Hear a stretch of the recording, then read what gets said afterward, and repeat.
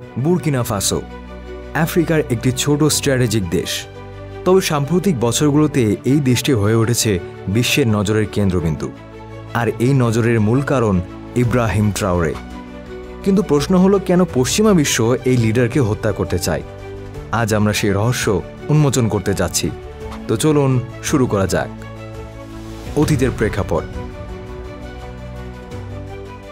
Burkina ফাসোর ইতিহাস দীর্ঘকাল ধরে রাজনৈতিক অস্থিতিশীলতার শিকার। একের পর এক সেনা অভ্যুত্থান, দুর্নীতি এবং বিদেশি হস্তক্ষেপ এই দেশকে দুর্বল করেছে।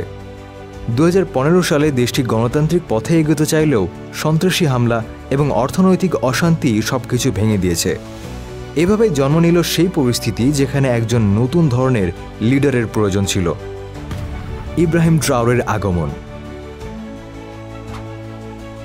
ইব্রাহিম ট্রাওরে এক প্রত্যন্ত সৈনিক পরিবার থেকে উঠে আসা নেতা।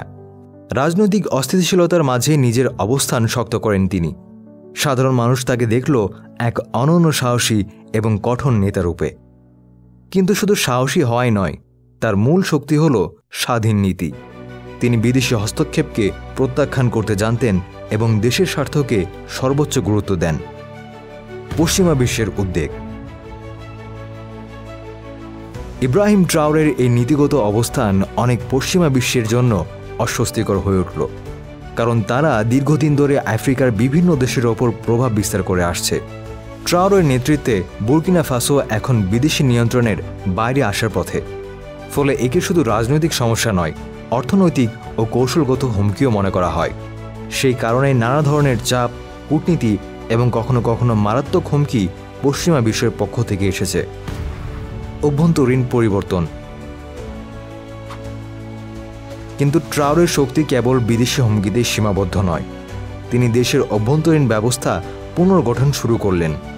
দুর্নীতি দূরীকরণ, নিরাপত্তা বাহিনী শক্তিশালী করা এবং সামাজিক সেবা উন্নয়ন, সব ক্ষেত্রেই তার দৃঢ় পদক্ষেপ লক্ষ্য করা যায়। সাধারণ মানুষ দেখল এমন এক নেতা যিনি ক্ষমতার জন্য নয়, দেশের ভবিষ্যতের জন্য লড়ছেন। সামরিক দক্ষতা। ইব্রাহিম ট্রাওরের আরেকটি গুরুত্বপূর্ণ দিক হল তার সামরিক কৌশল। তিনি জঙ্গি দমন অভিযান এবং সীমান্ত নিরাপত্তায় কার্যকর পরিবর্তন এনেছেন।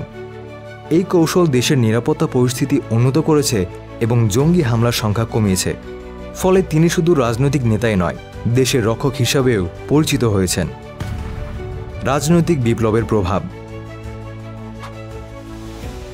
ইব্রাহিম ট্রাওরের নেতৃত্বে বুর্কিনা ফাসো শুধু শক্তিশালী হয়নি, এটি এক নতুন রাজনৈতিক বিপ্লবের কেন্দ্রবিন্দু হয়ে উঠেছে। স্বনির্ভর নীতি, দেশের সম্পদ নিয়ন্ত্রণ এবং জনমতকে গুরুত্ব দেওয়া, এই তিনটি মূল দিক তাকে আলাদা করেছে। কিন্তু এই বিপ্লবের কারণে তিনি পশ্চিমা বিশ্বের জন্য এক বিপজ্জনক নেতা হিসেবে পরিগণিত হন। অস্তিত্বের হুমকি ও কূটনীতি। বহু আন্তর্জাতিক বিশ্লেষক বলেছেন, ইব্রাহিম ট্রাওরের এই স্বাধীন নীতি এবং দেশের স্বার্থ রক্ষার দৃঢ় অবস্থান তাকে আন্তর্জাতিক ষড়যন্ত্রের লক্ষ্যবস্তু বানিয়েছে।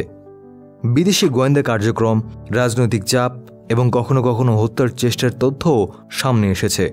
এই পরিস্থিতি বোঝায় কেন তিনি শুধুমাত্র একটি দেশের নেতা নন, বরং আন্তর্জাতিক শক্তির সংঘর্ষের অংশ হয়ে উঠেছেন।